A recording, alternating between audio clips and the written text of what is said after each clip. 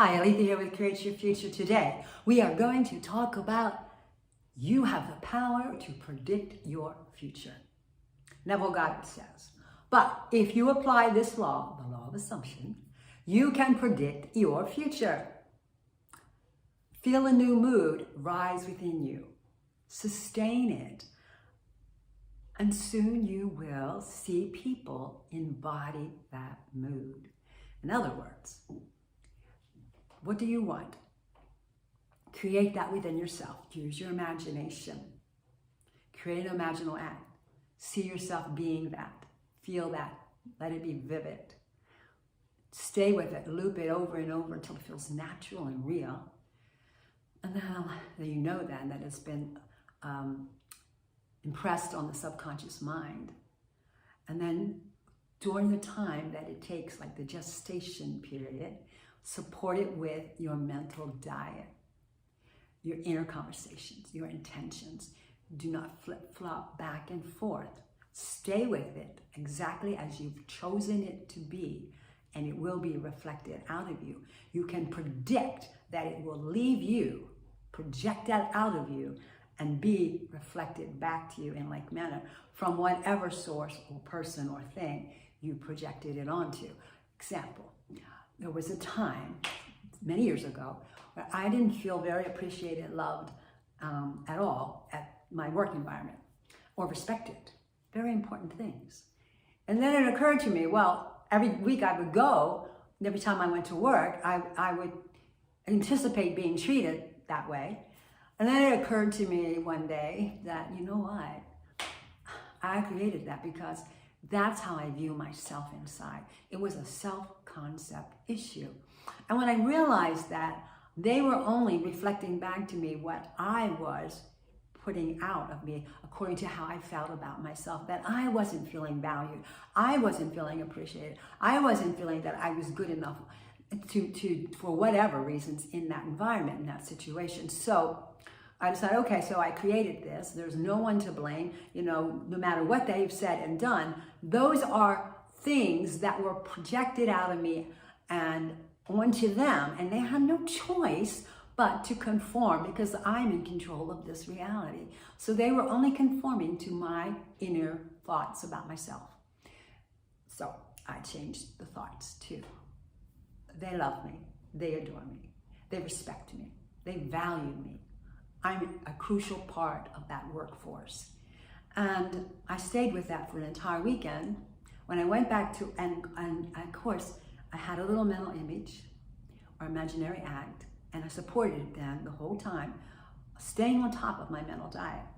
When I went back to work on Monday, guess what? I was treated, it was amazing. I mean, it was like walking into another world altogether. It was fabulous. I moved from one state to another state. We are multidimensional, and I just moved into another dimension of being loved, adored, valued, honored, and respected by all of the people in that business, and so that I had contact with. And I did that.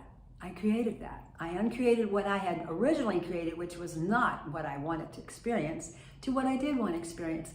And because I went into my imagination, created a little imaginal scene, then I looped it. It was real, and I know that it was impressed on the subconscious mind. Then I supported that with my inner conversation. For the few days prior to when I saw all these people, I had predicted what was going to take place. And I knew it would have to show up because I realized that the negative stuff that I had been putting out there that they must conform to had shown up. So why wouldn't the good stuff show up that they must conform to that? So that was a prediction. I could predict how they were going to treat me from then on with this new story, this new assumption.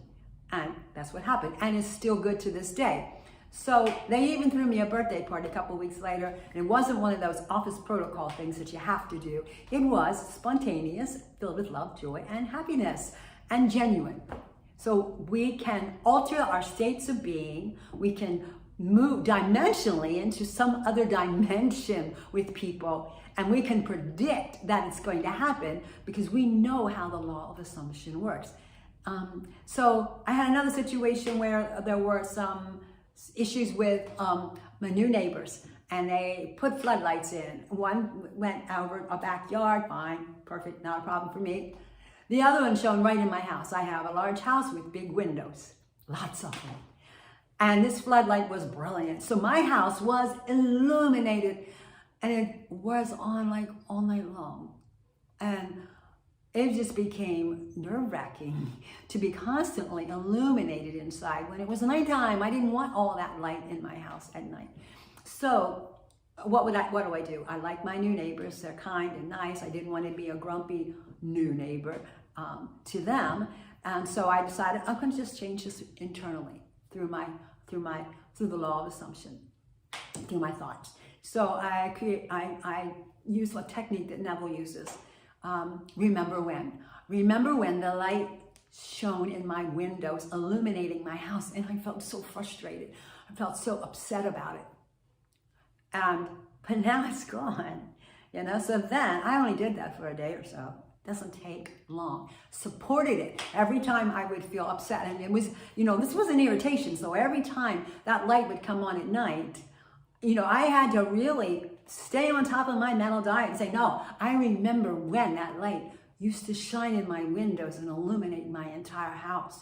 And I would say that over and over. During the day when I would think about it, I would say the same thing. I would do the same thing, and I would stay positive. And I also made sure that it was coming from a place of love. I did not want to send any negative energy to the people, to the light, to anything, okay? It just had to be from a state of love.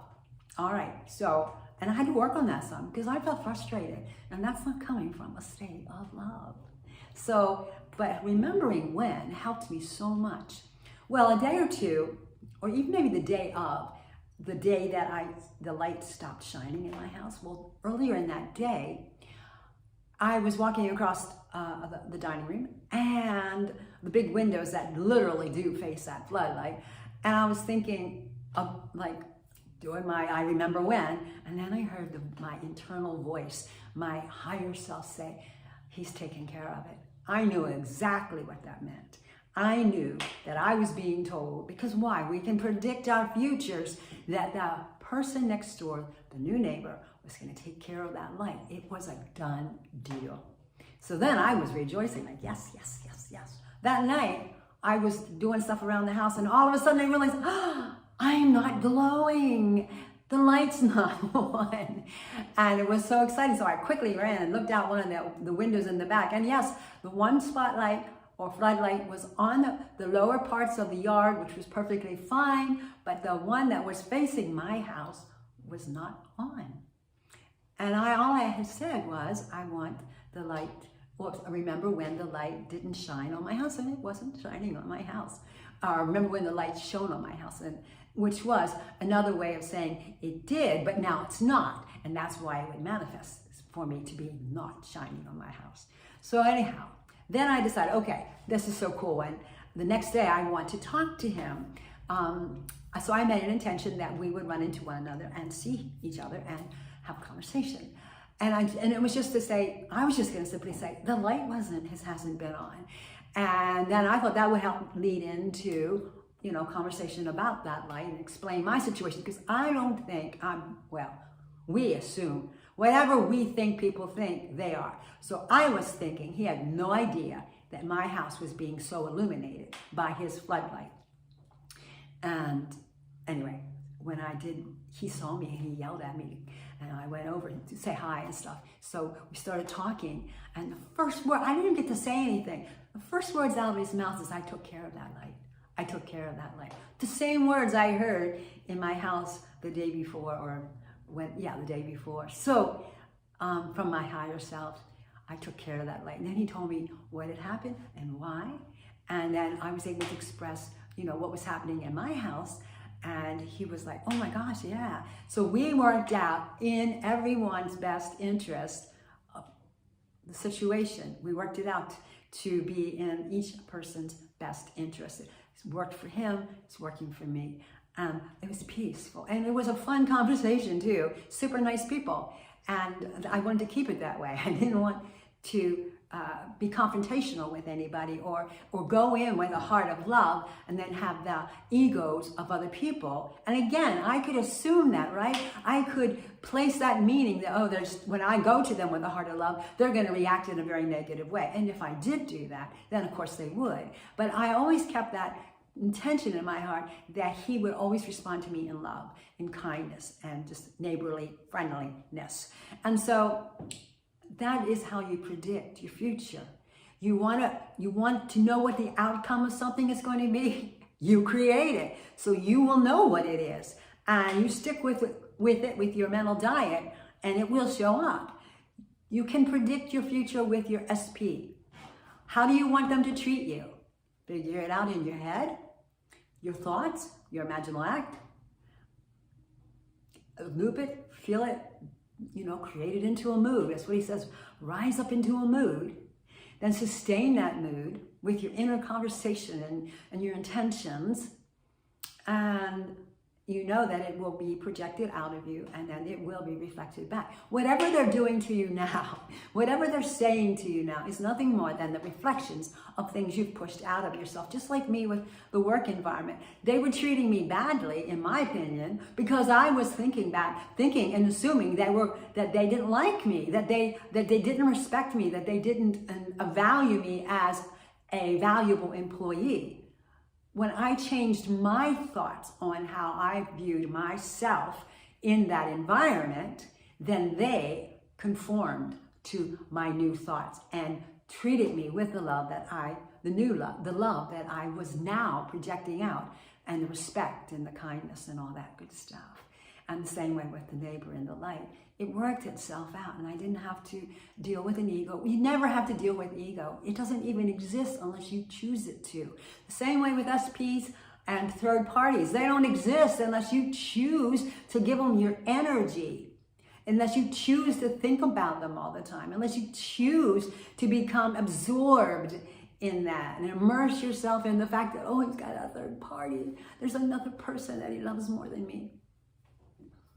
Change it. Oh, he is so involved with me. I'm the only woman for him. He's so in love with me. He's so immersed in me. And that's what will show up. So predict your future and use your imagination. Use your thoughts, your imagination, your inner conversations, your intentions, and stick with it and be persistent. And whatever you're predicting will show up. And remember this, you are predicting all the time. And whether you are staying on a good, solid mental diet for what you want or not, it's going to show up. If you have a negative thought, you can predict it's going to show up. If you have a positive thought, you can predict that it's going to show up in your 3D reality. So choose from love always to manifest from love. If you're operating out of a place of fear, then you're going to get more of that into your life. You're going to have episodes in your life that create more fear, that create more disappointment and hurt and longing. But if you stay with your vision for what you want, create from that mood, that state of consciousness, that love place, because you're going to feel those wonderful feelings of love and joy. You want to feel it. And that's going to project out of you, and then you will experience it in the 3D. So predict your future according to what you want it to be, and then be confident in that, trust it, and stay strong on your mental diet and persistent with it. And then you know what's going to take place. You got this. If you would like coaching to help you work through stuff like this, I have worked with many, many people, and we identify negative assumptions that they were not aware that they even had, just like I wasn't aware that I was the one projecting negativity onto my coworkers. And somehow I just realized it. But if you want help, I am here to help you. I would love to coach with you and to work through that, or anything that you want to talk about with regards to the law of assumption and coaching. Blessings. And I hope that this video was a help to you in some way and resonated. And if you liked it, please click, like it, share it, subscribe if you haven't, and then also leave a comment. explaining something about one of your manifestations and how you're progressing in that. So, blessings.